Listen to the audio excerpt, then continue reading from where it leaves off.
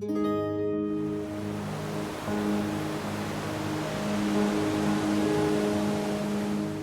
is nothing like sustainable fishing by industrial gear. There is already an extinction going on.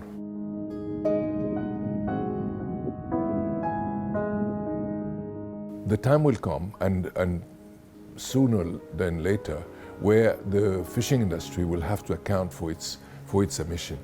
Opinion makers and stuff, they are not reacting. They think that global warming is something that you can discuss away. But it's physics. It's physics, it's not opinion. In the last 10, 15 years, the situation has not much changed with regard to industrial fishing, because we still consider it to be a legitimate procedure to rake the bottom of the sea with trawls. In the Netherlands and in other countries, this is the major way that fishing is done. And this raking of the sea bottom prevents the maintenance of the communities that exist there of bottom animals, prevent the sedimentation and locking of organic carbon in the sea. It prevents the growth of long-lived animals on the sea floor, and essentially it modifies the habitat. All kinds of organisms provide structure to the ground, which then the fish can utilize to hide when they're young and to limit the exposure to currents. The result of this is that the fish that we exploit that are a bit higher in the water column diminish because the young do not find these possibilities for hiding and feeding themselves and so on. So the trawling modifies the ecosystem. You cannot, even if you have a situation where the fishery is regulated in terms of mesh size and fishing mortality, fishing pressure, you cannot talk about sustainability, because sustainability involves being able to do something for a long time. A sustainability in a trawling situation, it involves modifying the habitat and turning it from a structured kind of reef-life habitat to a flat desert, a muddy desert. And therefore there is no sustainability, even if the fishery is regulated. In the North Sea, this leveling off and flattening has lasted for 150 years almost. And so lots of the structures that were there, bottom structures with lobsters and so on, are gone. This transition has happened and is happening everywhere. Marine protected areas are supposed to be created to allow such rebuilding of this ecosystem. But in European marine protected areas, trawling is allowed. So it's trawling in marine protected areas. It's completely insane. There is nothing like sustainable fishing by industrial gear, like trawls, for two reasons. One of them is that they modify the habitat. That's inherently unsustainable. It's like agriculture that modifies the soil, right? The other reason is that no animal can withstand industrial fishing pressure. Imagine a whale attacking a school of herring. Now, that whale will eat one or two gulps from that school, but the school will get away, and they will not be able to annihilate the school in one go. Pelagic trawl, for example, that in open waters, trawling in open water, they can engulf a whole school of 100,000 of herring in one go. That evolution doesn't know anything like that. Nothing equivalent exists in nature, perhaps volcanic explosion or something. There is no response possible by animals, and they go extinct. They go locally extinct. There is already an extinction going on.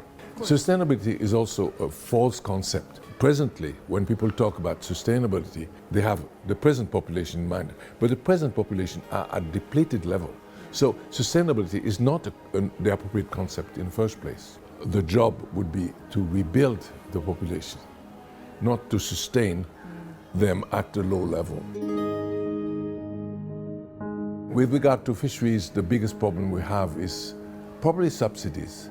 It is completely ridiculous, but if we could solve that problem we would be in good shape. Fisheries that have depleted, and they do that, depleted the stock that they exploit, the fish population they exploit, have lower returns. And this is compensated for by subsidies. And they can be enormous, $35 billion per year. In absolute amount, China is the biggest subsidizer. But in relative amount, relative to the fishery, European countries are big subsidizers. The European Union, for example, has a very high subsidy intensity. The Netherlands, France, Spain are the major consumer of subsidies by the European Union. And subsidies essentially allow you to close your mind and close your ears to the message that nature sends you, which is, I'm overfished, I cannot produce this fish anymore, and so leave me alone. Right? Normally you would fish in a certain area, the fish decline, you go somewhere else. But if you get subsidies that lower the price of your fuel, lower the price of your bank loan and so on, then you can continue to fish even though a clear message is there that you shouldn't be there. And so subsidies are the biggest issue nowadays, and the World Trade Organization has been tasked several times, has been asked several times to reduce subsidies. It has tried, and every time some country or the other managed to sabotage the negotiation, and no subsidies is not abolished. And that non-abolition of subsidies is the biggest problem now in fisheries. Because subsidies enable fleets to expand and to operate in areas where there is no fish. So they waste fuel, they waste capital, they waste greenhouse gases and stuff,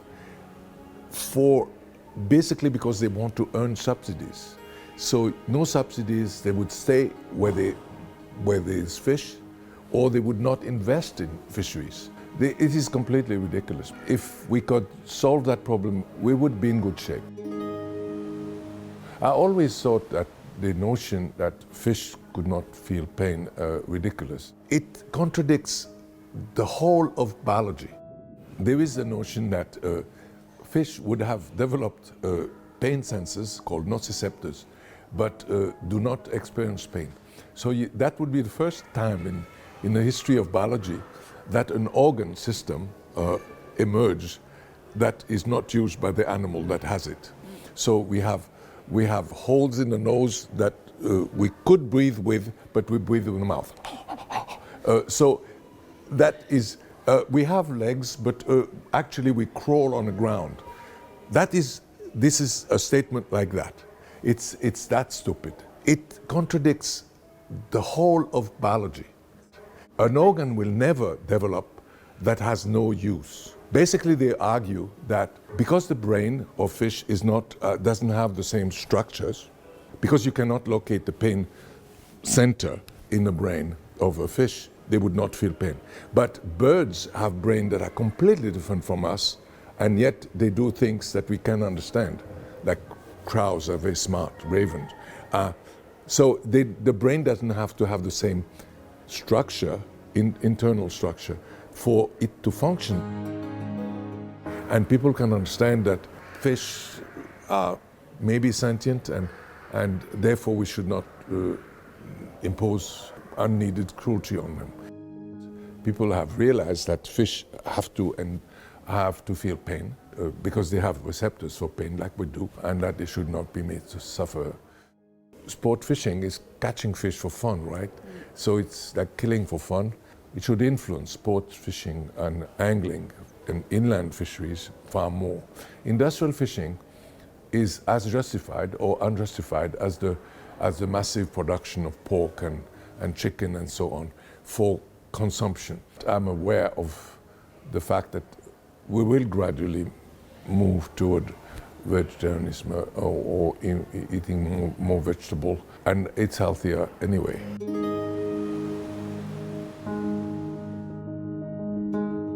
where fishing is designed to kill them. It's designed to remove life from the ocean. All other activities, wind farms or plastic pollution, these are not designed to kill fish. I will concede that plastic pollution will have an enormous effect on larger animals like sea turtles and marine mammals that ingest plastic and or whose head is covered by plastic.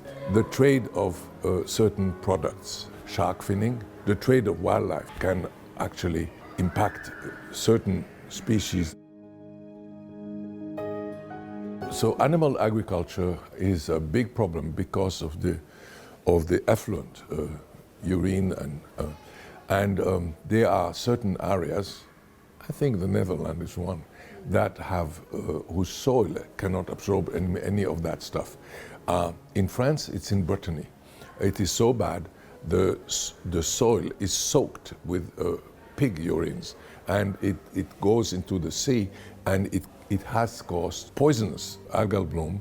And there is another zone of extreme pollution due to agriculture or the raising of animals in Chesapeake Bay in the US, where a gigantic production of chicken is producing an enormous amount of pollution.